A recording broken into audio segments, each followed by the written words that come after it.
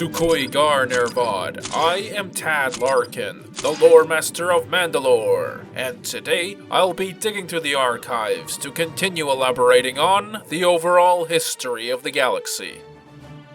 Where we last left off in this lecture series, we saw the creation of the Corellian star system as well as a number of other galactic anomalies by the Celestials, using technology developed by the insectoid Killik species. We also saw the disappearance of the Celestials and the Killiks, as well as the rise and fall of the Rakatan Infinite Empire, the discovery of the Force, the rise of the Hutt Empire, and the rise and fall of the Empire of Zim the Despot.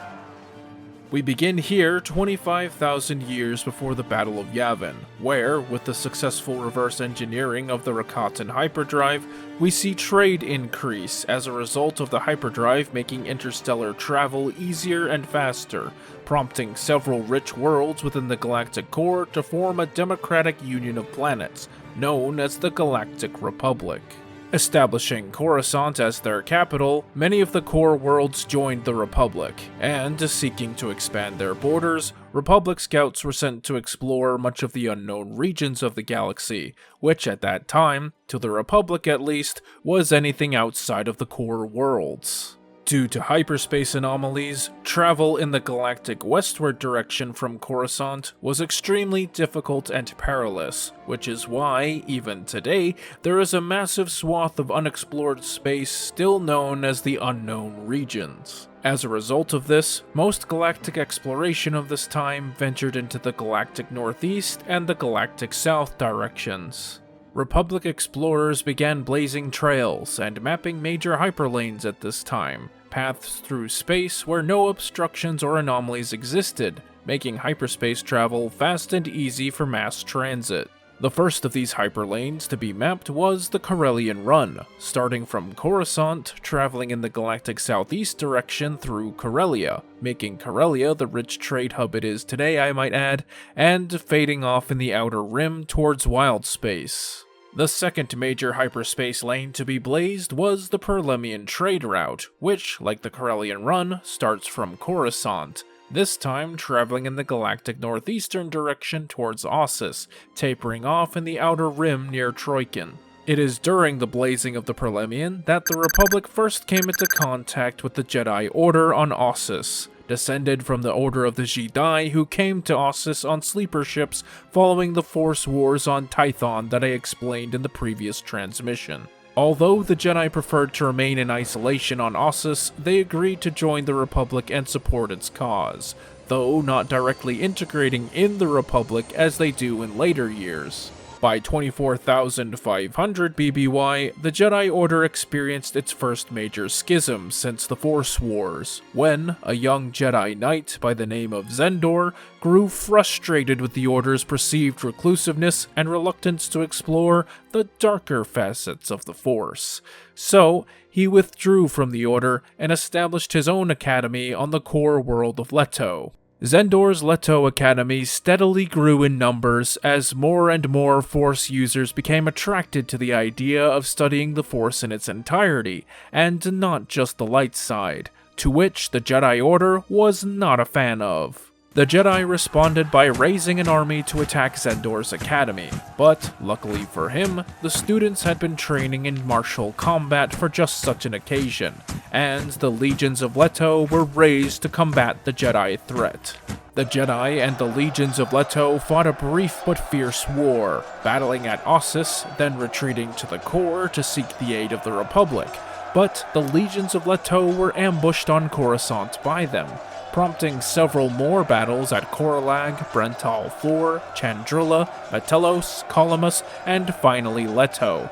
where Zendor and his legions were defeated by the Jedi. Though Zendor had fallen at Columbus and his academy was destroyed along with his legions, his chief lieutenant and lover, Arden Lyn, survived, but so grievous were her wounds that she had put herself into a force trance in an attempt to heal herself, one she would not awaken from for another 25 millennia, due to her possession of a special Kashimir talisman. Continuing with the blazing of the Perlemian trade route, the Republic then came into contact with the Tion cluster, which, in the days after the fall of Zim the Despot, was a hodgepodge of warring territories that were almost wiped out by the Hutt Empire centuries earlier. Viewing the Republic as a weak conglomeration of planets ripe for the taking, the Tion cluster unified under the Honorable Union of Dzevro and Tion, and subsequently declared war on the Republic. Utilizing captured Republic hyperdrive tech,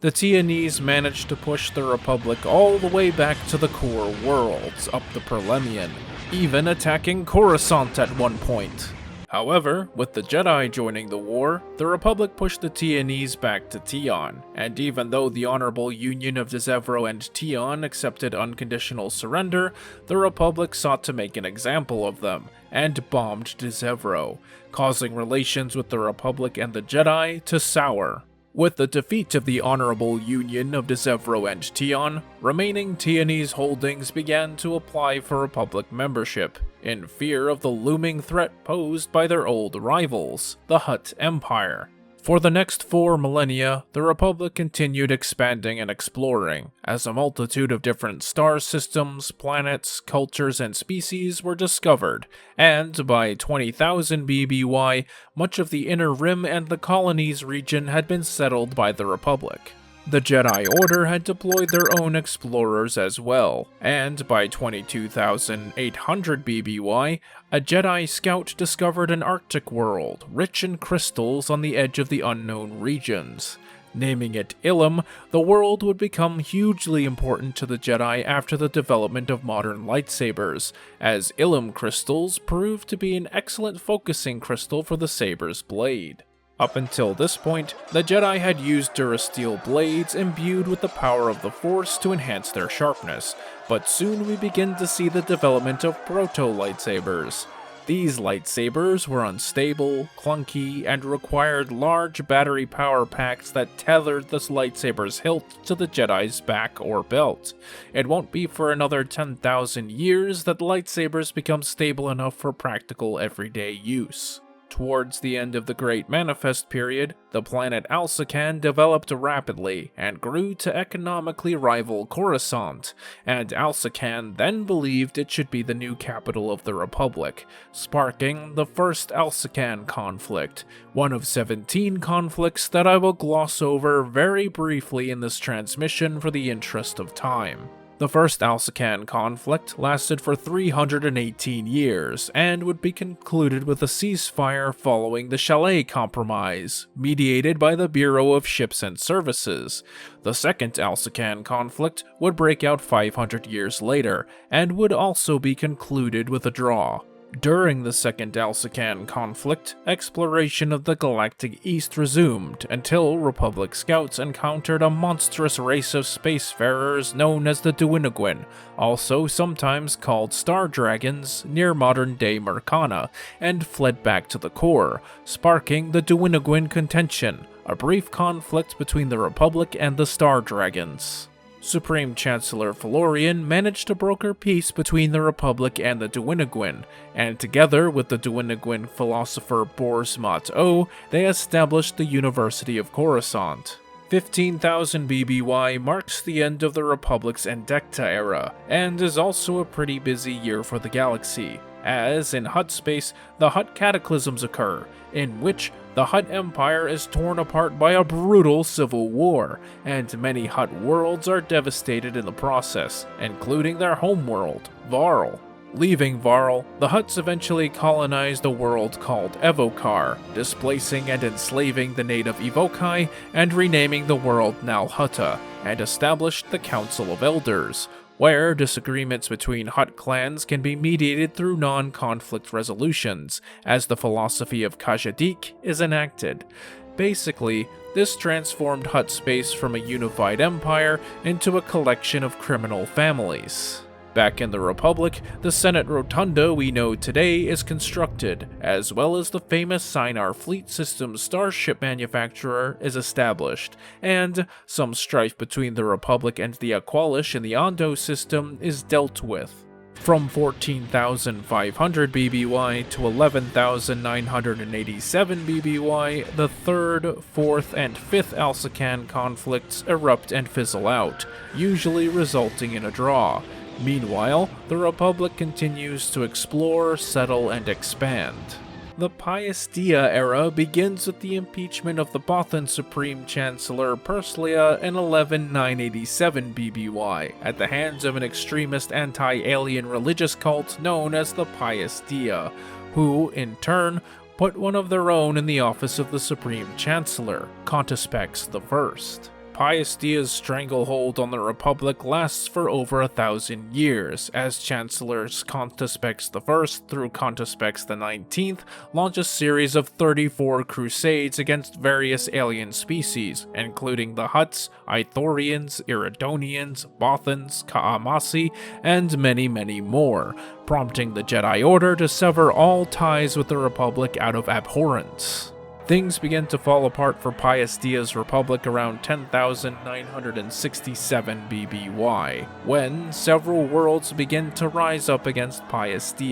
forming the Renunciates, the Jedi Order, and even Alsakan, who, no surprise, was waging a 6th and 7th Alsakan conflict against Coruscant at the time, rallied to the Renunciates' aid and defeated Contespex XIX. 10,000 to 7,000 BBY, the Republic resumes normal operations during the Dectavis era, and continues to explore, discover, and expand in the galactic north, south, and east directions, getting involved in a few conflicts with the Halergic Trade Empire and the signatories of Waymancy, while a brutal civil war rages in the Tapani sector. By 7,000 BBY, the Tong, exiled from their homeworld of Coruscant following the Battle of Zell several millennia earlier, settled a temperate planet in the Outer Rim, naming it Manda-LORE, or Manda-LORE, after their leader, becoming the first Mandalorians. Also during this time, the Jedi Order went through its second great schism, when a group of ambitious young Jedi discovered that they can manipulate life using some of the darker aspects of the Force,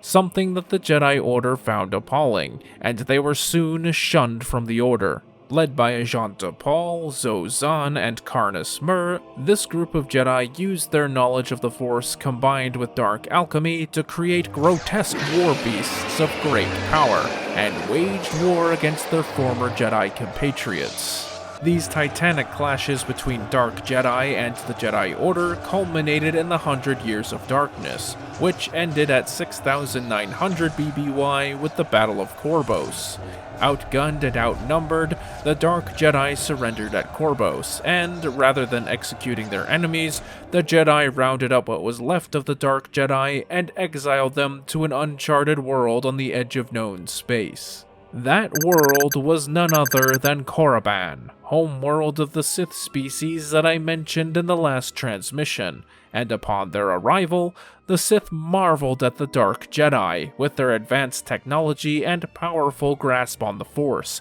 and revered them as gods. Ajanta Pall usurped the current Sith King, Hakagram Graush, and became the first Dark Lord of the Sith, establishing the classic Sith Empire and the Order of the Dark Lords. Pall spent the remainder of his years moving the Sith capital to Ziost, further developing the world until his death, after which a massive tomb for him was constructed on Korriban in what would become the Valley of the Dark Lords. The arrival of the Dark Jedi on Korriban was a turning point in the Sith culture that would end up plaguing the Jedi for the rest of galactic history. With the 100 Years of Darkness at its end, the Republic resumed exploration, colonization, and annexation, primarily in the galactic southern quadrants, and the first legs of the Rima trade route and Corellian trade spine hyperlanes were blazed and charted. Back in Sith space, around 5,100 BBY, a half-human, half-Sith by the name of Marka Ragnos ascended to the mantle of Dark Lord of the Sith, after defeating his rival Simus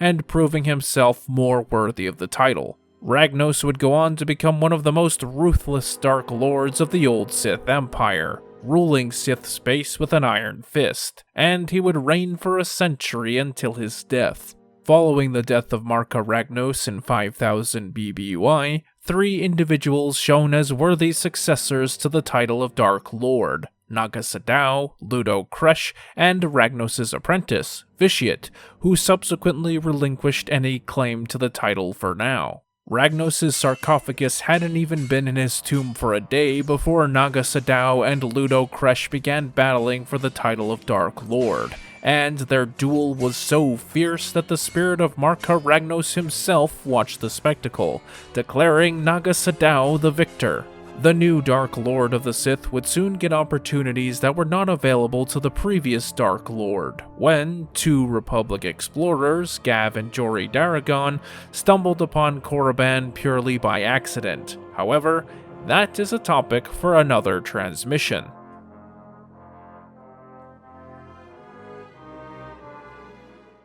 This ends my findings on the earlier periods of the Galactic Republic. Stay tuned for the next transmission in this lecture series, where the heyday of the Old Republic will be discussed. Special thanks to my Ori Ramaka tier patrons: Batterai, Bowfix, Bonkers, Cherryman, Dial Soap 130, Hawk2274, Ian Waller, Jaleel, John Hollingsworth, Kyle Scarata, Kionkir, Lieutenant Maverick 2, Matt Patton, Mayo 4, The Commando Droid, Scruffy-looking Nerf Herder, Weston Simmons, Wirefox Terrier, Zim the Despot, and Zexant. If you'd like to support this channel, please visit my Patreon, where you can gain access to the official Manda-LORE Discord and other perks. Or if you want to make a one-time donation, buy me a calf on Ko-Fi. Links are in the description. In the meantime, keep your comm channels open for future transmissions, and don't forget to subscribe. Tad Larkin, out.